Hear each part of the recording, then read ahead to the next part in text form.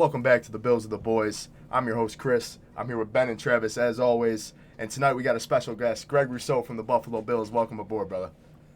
Yo, what's up? Thanks for having me. Yeah, absolutely. So obviously you guys had an amazing game last Thursday. 7 sacks without blitzing one time. I just have to ask Greg, what's that defensive line, the camaraderie? What's the defensive line room looking like, man? I'd say we're a real tight group for sure. And, with the additions of like Vaughn, Tim, Daquan, Shaq, who else? Jordan Phillips. I mean, it's like there's a whole new energy in our room now, and just like the tenacity that we all play with together, just the passion we play with. And then obviously not Tim, Crane, who is Shaq, we call him Crane. Yeah. Crane and JP, they were here before, so they understand like the culture in Buffalo and just what's expected. So I mean, just to have those guys, having Vaughn in the room, a future Hall of Famer, first ballot. I mean, Absolutely. He's been great. Just the knowledge and the energy he brings to our room, like he just motivates us all because, I mean, he doesn't take any days off. He's always working super hard. And you see a guy like that, a lot of times superstars, you might see them kind of like take it easy or whatever, but now he's going just as hard as the 21, 22-year-old. So it's like it really makes you be like, dang, if he's going that hard, he's 33. You feel me? And he's gotten all these sacks and stuff. Yeah. I got to go harder. So, I mean, we he's been great saw for that our on the room. field on Thursday. Yeah, definitely. You guys look. Yeah. No, fact, really man. Fact. I mean, he's a dog. It's a room full of dogs. So, I mean, I'm blessed to be part of that group. And hopefully we just keep on getting better week by week because, in the league, you can't ride the roller coaster. You could have a great game. And then, like, those other guys and other teams get paid too, so you can get smacked the next week. So, you got to make sure we call it like a 24-hour rule. So, like, we win a game, cool. Whether it's good or bad, you win a game, you lose a game, you got to be able to have a short memory and flush it. It's like a kicker missing or making a field goal. You got to be able to hit the reset button, and come out again like nothing happened. So, yeah. Absolutely. That's great, man. And I mean, that's just that Sean McDermott mentality that he's probably like implemented in the whole entire organization. You guys, obviously, that playoff caliber. It's one game at a time, and like you said, 24-hour rule, man. You win one, it's on to the next one. So, Travis, So you kind of touched base on a little bit on how our whole defensive line stands. So you're talking about Daquan, Tim, all that. Where do you see yourself on this defensive line? It's stacked. So where do you see yourself on this?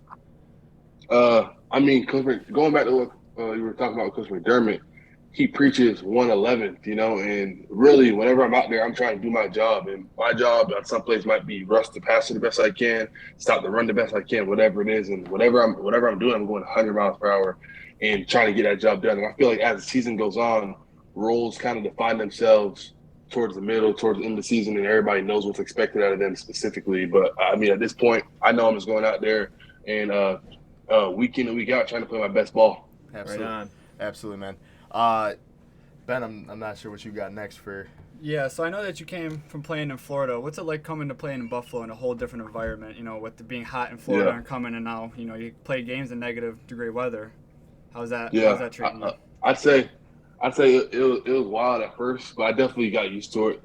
As the season went on last year. But man, it's like night and day when it comes to like Miami and then up here in Buffalo. Just I'd say like even just the people here are just different. They're a lot more polite, more passionate about the Bills, obviously, than like people in Miami. Miami's like there's so much stuff going on, so it's like there's the club, there's the beach, there's like just so much going on, there's celebrities, so it's like sports is like even like when the Miami Heat were good when I was a kid, we had LeBron James, D-Wade, Chris Bosh. Yeah, And it was still like it wasn't really a big deal. It was just Now like they're becoming good again. you see what I'm saying? So I mean, here the culture is just different. We mean a lot to this community, and that's why I feel like that motivates a lot of us.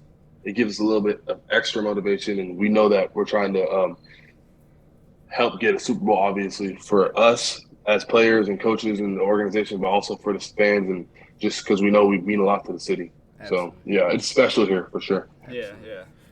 So you spoke a little bit about the people around in Buffalo. What's it like rolling up on game day? You see people jumping through tables. You see people January, December games. They're coming to the games with no shirt off. Yeah. And so like, what's that like? What's that mean to play like you?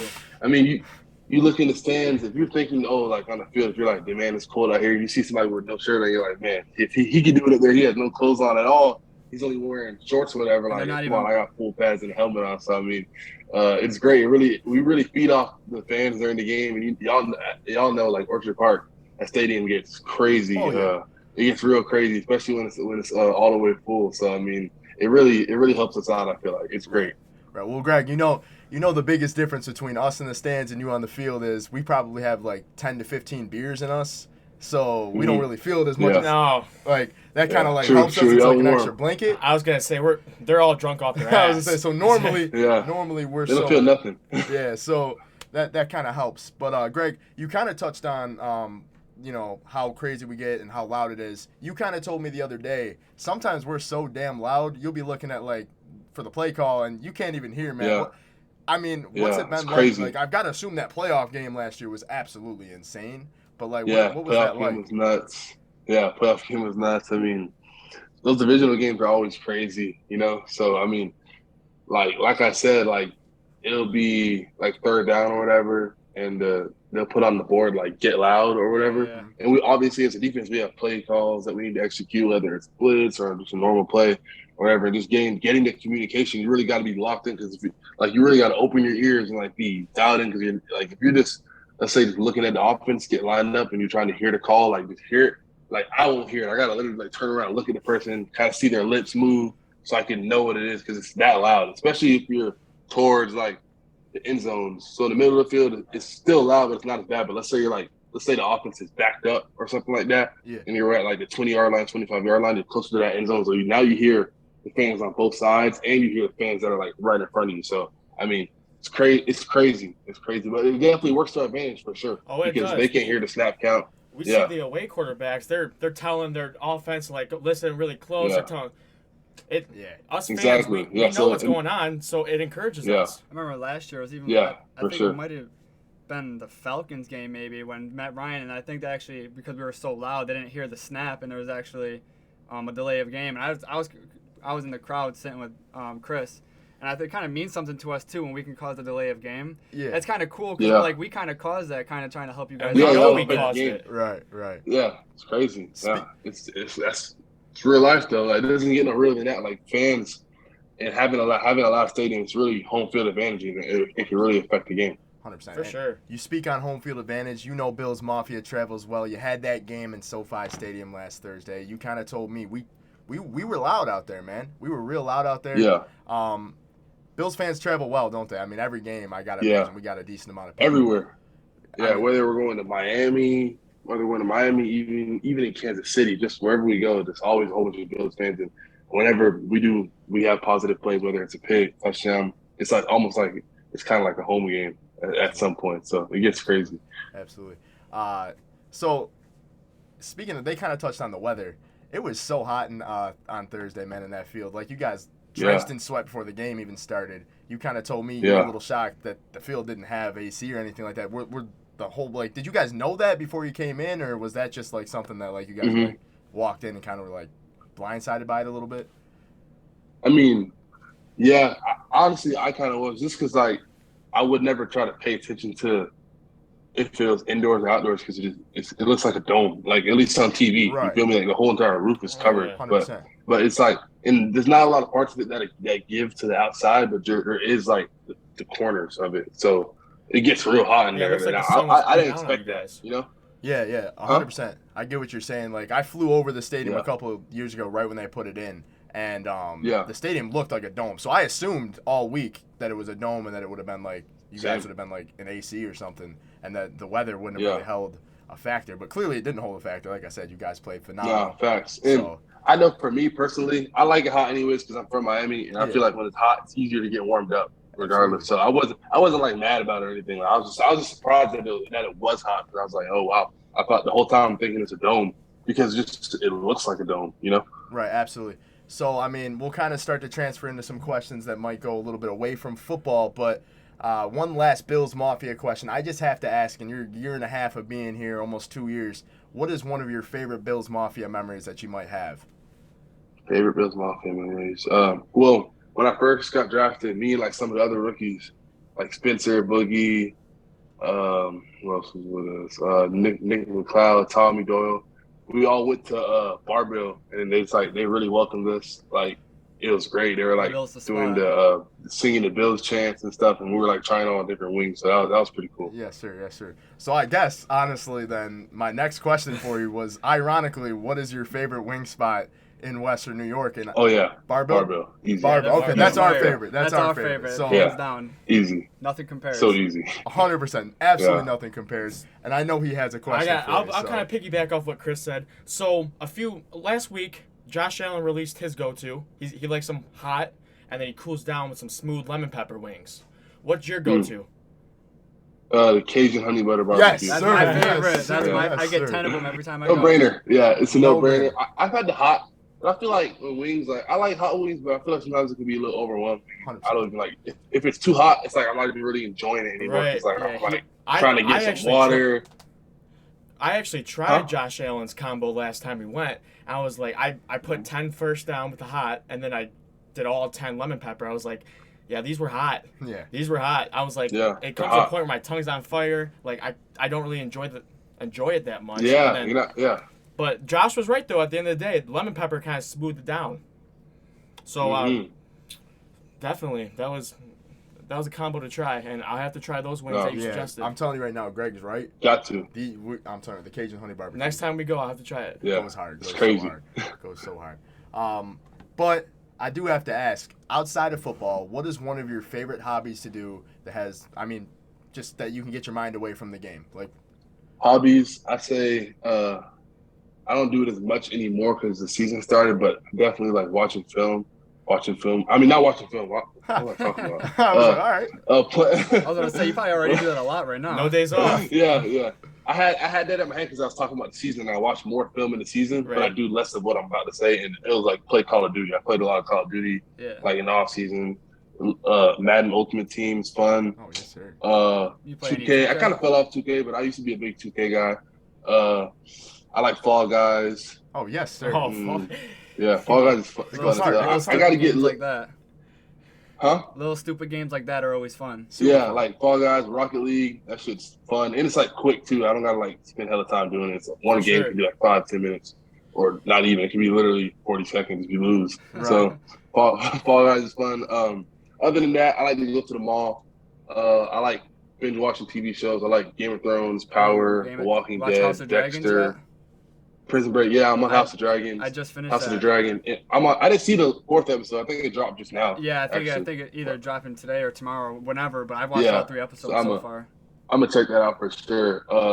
But also I watch a couple animes. I like Naruto, Demon Slayer, Attack on Titan, Fire Force. So I mean, I feel like I watch a lot of TV for sure.